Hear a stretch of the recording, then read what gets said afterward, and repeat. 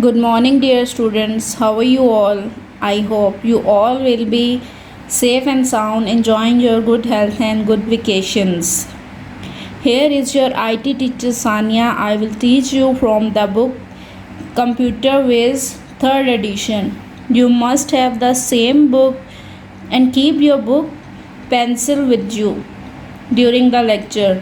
आपको पता है कि हमारे ऑनलाइन लेक्चर्स कंटिन्यू हैं। आज हमारा आईटी का 3rd ऑनलाइन लेक्चर है।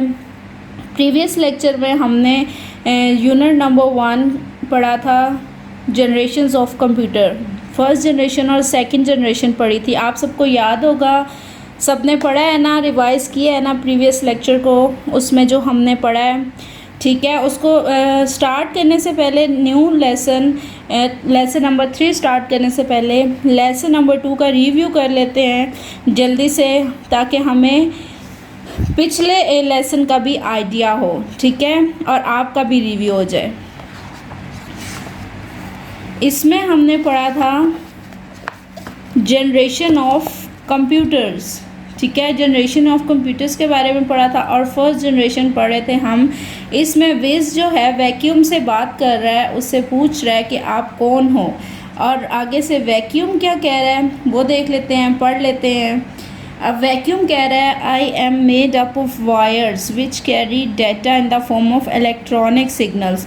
वो कह रहा है कि मैं वायर से बना हूँ और मेरा काम है डाटा को कैरी करना इलेक्ट्रॉनिक सिग्नल्स की फॉर्म में। अब वो कह रहा है कि मैं तो ग्लास बल्ब की सूरत का हूँ, मेरी शेप जो है वो ग्लास बल्ब जैसी है और मेरे अंदर वायर्स लगी हुई हैं। इन वायर्स का काम है सिग्नल्स की सूरत में डाटा को ट्रैवल कराना। ठीक है, वो कह रहा है कि मैं तो बहुत बड़े बड़े कंप्यूटर्स में यूज़ होता हूँ। As you can see here is the ENIAC computer. ENIAC जो है वो साइज़ में इतना बड़ा है, एज यू कैन सी कि इसने पूरा रूम जितनी स्पेस ली हुई है, और इतने बड़े कंप्यूटर को चलाने के लिए इलेक्ट्रिसिटी भी फिर इतनी ही ज़्यादा रिक्वायर्ड थी। इलेक्ट्रिसिटी ज़्यादा कंज्यूम करने की वजह से जब उसको ज़्यादा करंट मिलेगा तो वो बहुत ज़्यादा हीट अप हो जाते थे कंप्यूटर्स। इनका ज़रा एक ड्रॉबैक ये भी था, ज़्यादा इलेक्ट्रिसिटी कंज्यूम करने की वजह से हीट अप हो जाते थे। हीट अप हो जाने की वजह से फिर ब्रेक डाउन तो नॉर्मल था। ठीक है, वैक्यूम ट्यूब को एनिक कंप्यूटर में यूज़ किया गया। ये फर्स्ट जनरेशन कंप्यूटर में टेक्नोलॉजी इन्वेंट हुई वैक्यूम ट्यूब की। ठीक है, अब वैक्यूम ट्यूब इतने बड़े कंप्यूटर में सिर्फ एक तो यूज़ नहीं हुआ होगा ना, उसमें 19,000 वैक्यूम ट्यूब एनिक कंप्यूटर में यूज़ किए गए। ये तो हमने प्रीवियस लेक्चर में फर्स्ट जनरेशन के बारे में पढ़ा था। अब हम सेकंड जनरेशन के बारे में देख लेते हैं कि उसमें हमने क्या पढ़ा था। अब सेकंड जनरेशन में विज जो है वो ट्रांजिस्टर से बात कर रहा है, क्योंकि सेकंड जनरेशन में जो टेक्नोलॉजी इन्वेंट हुई थी उसका नाम था ट्रांजिस्टर। अब वो उसे कह रहा है कि उससे ट्रांजिस्टर को कह रहा है कि आप जो हो, आप तो वैक्यूम ट्यूब जैसे नहीं लगते। वैक्यूम ट्यूब तो थोड़ा साइज़ में बड़ा था, आप तो बहुत छोटे हो। तो ट्रांजिस्टर आगे से वैक्यूम को बता रहा है कि मेरा काम है, मैं साइज़ में छोटा हूँ लेकिन मैं फास्टली काम करता हूँ, एफिशिएंटली काम करता हूँ, और मेरा काम है कंप्यूटर में इलेक्ट्रिक करंट के फ़्लो को कंट्रोल करना। जितना एक कंप्यूटर को during working electric current required होता है, मैं उसको उस हिसाब से देता हूँ और बाकी इलेक्ट्रिक करंट को कंट्रोल करता हूँ। ठीक है, उसके बाद वो कह रहा है कि बड़े कंप्यूटर्स ने मैं इसको यूज़ किया कि हम अपने मॉडर्न डिजिटल कंप्यूटर में भी ट्रांजिस्टर को यूज़ करते हैं। ठीक है, क्योंकि ये फास्टली काम करता है और एफिशिएंट काम करता है, इसमें एक्यूरेसी ज़्यादा होती है। ठीक है, उसके बाद हमने एक छोटी सी एक्टिविटी की थी प्रीवियस लेक्चर में, सिनोनिम्स वाली। ठीक है, सिनोनिम्स का मतलब होता है सेम मीनिंग्स वाले वर्ड्स, ऐसा ही है। हमने मैच किए थे सेम मीनिंग कोड को मैच किया था सेंट्रल से, कंपोनेंट को मैच किया था पार्ट से, लार्ज को मैसिव से। ये तो हमारा प्रीवियस लेक्चर था। Let's come to our today's lecture. Turn the page number 4। आज हमने थर्ड जनरेशन कंप्यूटर के बारे में पढ़ना है, ठीक है। थर्ड जनरेशन कंप्यूटर में वो कह रहा है कि वी आर इन 1970s, हम 1970s में हैं, the era of the third generation computer, यानी थर्ड जनरेशन कंप्यूटर का जो एरा था, जो दौर था, वो 1970 था। अब ट्रांजिस्टर ये बात कर रहा है whiz you look like a baby transistor. अब वो थर्ड जनरेशन में क्योंकि आईसीज इन्वेंट हुए थे, इंटीग्रेटेड सर्किट, तो as you can see here is the integrated circuit. Whiz उससे कह रहा है कि you look like a baby transistor, आप बेबी ट्रांजिस्टर जैसे लगते हो, ठीक है। आगे पढ़ते हैं कि वो क्या कह रहा है। You are right. अब इंटीग्रेटेड सर्किट कह रहा है विज को कि you are right, transistors became smaller and became part of a silicon chip called a semiconductor. Transistor जो हैं वो स्मॉल हो गए हैं साइज़ में और सिलिकॉन चिप्स का हिस्सा बन गए हैं, इन्हें सेमीकंडक्टर कहा जाता है, ठीक है। सिलिकॉन चिप्स क्या होती हैं पहले तो हम ये देख लें। As you can see here is the integrated circuit. ये जो चिप्स आपको नज़र आ रही हैं साथ छोटी छोटी, इनको हम इंटीग्रेटेड सर्किट कहते हैं, ठीक है। ये मेटल मेड होती हैं।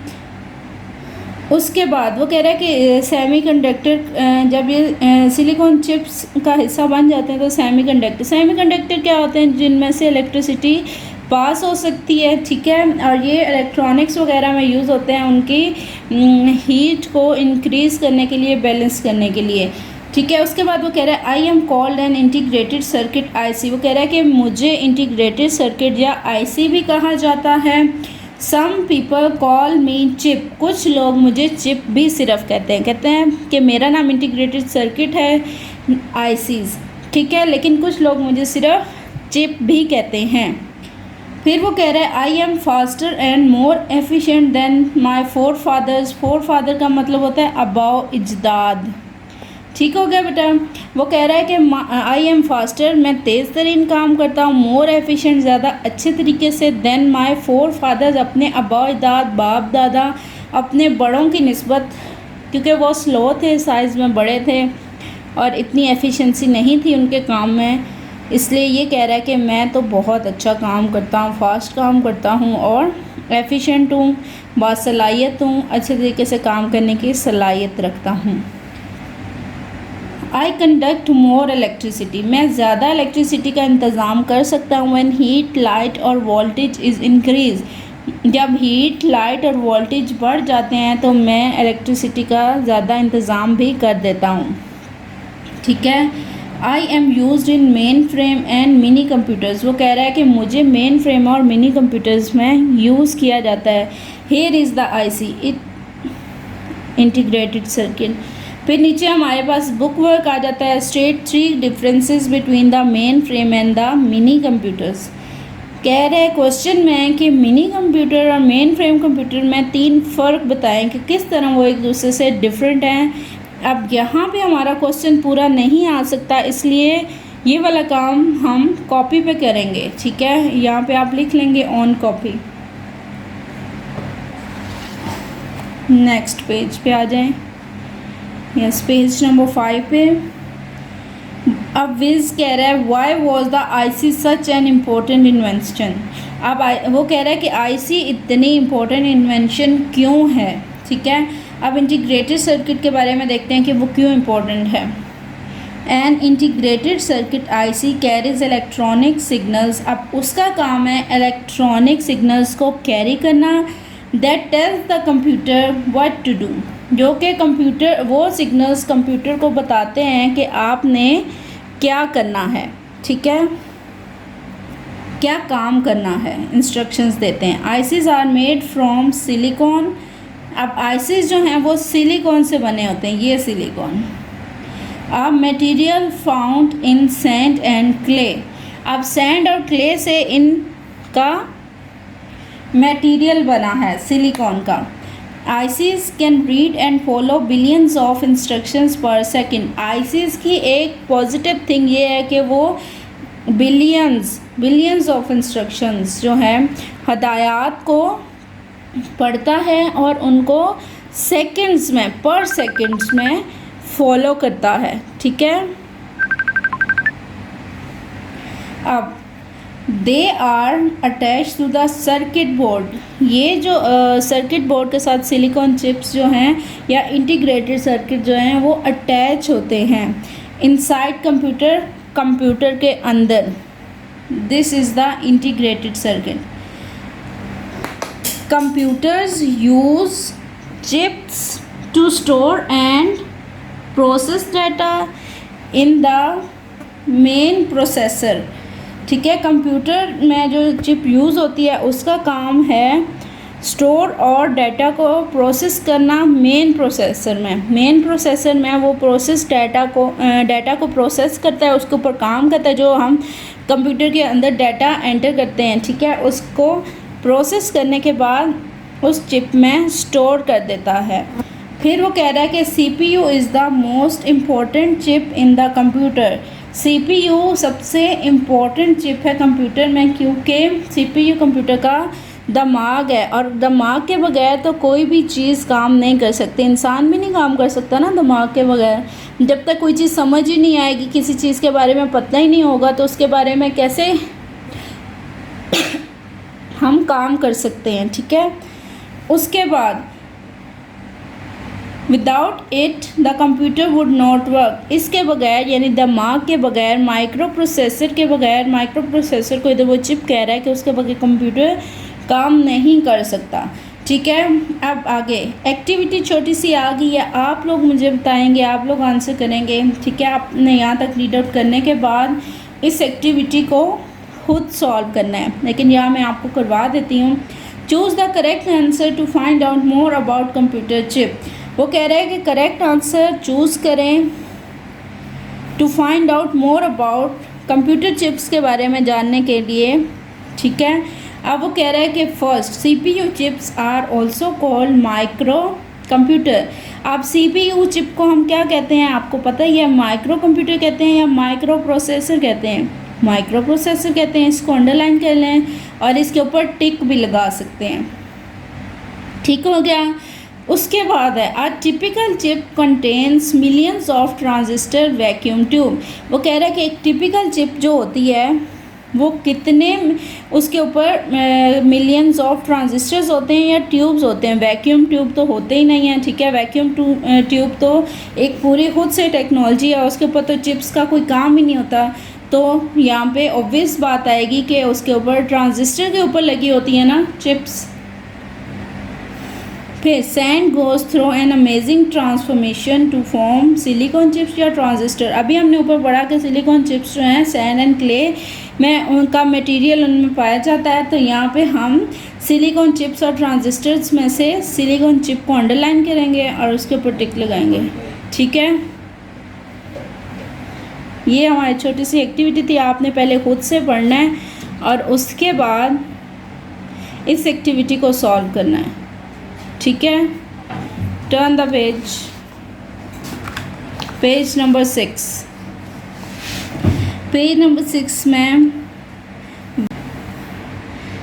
अब विज देखें, कह रहा है कि and what R circuit board. Circuit boards के बारे में विज पूछ रहा है कि सर्किट बोर्ड क्या होते हैं। ठीक है, a board with several chips is called a circuit board. एक बोर्ड जिसके अंदर बहुत सारी सेवरल मीन ढेरों चिप्स लगी होती हैं उसको हम सर्किट बोर्ड कहते हैं। As you can see here is the circuit board. अगर आपने रिमोट टूटे वगैरह देखे तो उसमें ग्रीन कलर की चिप्स नज़र आती हैं। ठीक है, वो होते हैं हमारे सर्किट बोर्ड। उनके ऊपर छोटी छोटी गोल्ड की चिप्स होती हैं। ठीक है, वो हमारी सिलिकॉन चिप्स होती हैं। Circuit boards came in different sizes. Circuit board जो हैं वो डिफरेंट साइजेस के होते हैं। The greater the number of computer chips, जितने बड़े कंप्यूटर की जितने ज़्यादा नंबर्स ऑफ कंप्यूटर्स जो हैं वो चिप्स को यूज़ करते हैं, the larger the circuit board, इतने ही सर्किट बोर्ड लार्जर होते हैं यानी बड़े होते हैं। The more circuit boards a computer has, जितने ज़्यादा सर्किट बोर्ड एक कंप्यूटर के पास होंगे, the more data it can process, जितने ज़्यादा सर्किट बोर्ड्स एक कंप्यूटर में होंगे वो इतना ज़्यादा ही डाटा प्रोसेस कर सकते हैं। ठीक है, उसके बाद वो कह रहा है computer have one big circuit board. हर कंप्यूटर में एक बड़ा सर्किट बोर्ड होता है which to which many small circuit boards are attach, जिसमें स्मॉल सर्किट बोर्ड्स अटैच होते हैं। This is called a motherboard, उसको हम मदर बोर्ड कहते हैं। Nowadays we use microcomputers, आजकल हम माइक्रो कंप्यूटर यूज़ करते हैं, ठीक है। जो हमारा कंप्यूटर है डेस्कटॉप कंप्यूटर, उसको हम माइक्रो कंप्यूटर भी कहते हैं, ठीक है। Microcomputers are 4th generation computer. यहाँ पे हमने 4th जनरेशन कंप्यूटर के बारे में पढ़ लिया कि हमारे जो माइक्रो कंप्यूटर्स हैं, जो हमारे लेटेस्ट मॉडर्न डिजिटल कंप्यूटर्स हैं, ठीक है, उनको हम माइक्रो कंप्यूटर्स भी कहते हैं।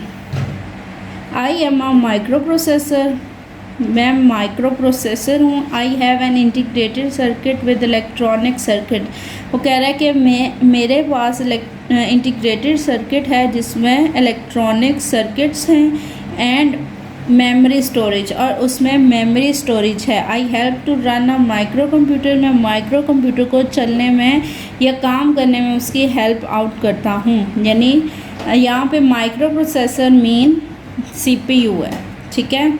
The personal computer I use is a micro computer, जो हम पर्सनल कंप्यूटर अपने यूज़ करते हैं वो हमारे माइक्रो कंप्यूटर है। आई होप कि आपको आज के लेक्चर में कोई प्रॉब्लम नहीं होगी, कोई कन्फ्यूजन नहीं होगी। आपको पता है कि हम अपना नेक्स्ट लेसन स्टार्ट करने से पहले प्रीवियस लेक्चर का रिव्यू भी करते हैं। आपने अच्छे तरीके से, आपका होम टास्क यही है कि आपने जनरेशन इसको अच्छे तरीके से पढ़ना है। हमने 4th जनरेशन तक पढ़ लिया, आपने 1 2 3 4 चारों जनरेशन्स को अच्छे तरीके से पढ़ना है, ठीक है। आपका ये होम टास्क है, और जो एक्टिविटीज़ करवाई गई हैं उनको याद करना है, ठीक है। नेक्स्ट लेक्चर तक अपना बहुत सारा ख्याल रखिएगा। Goodbye class.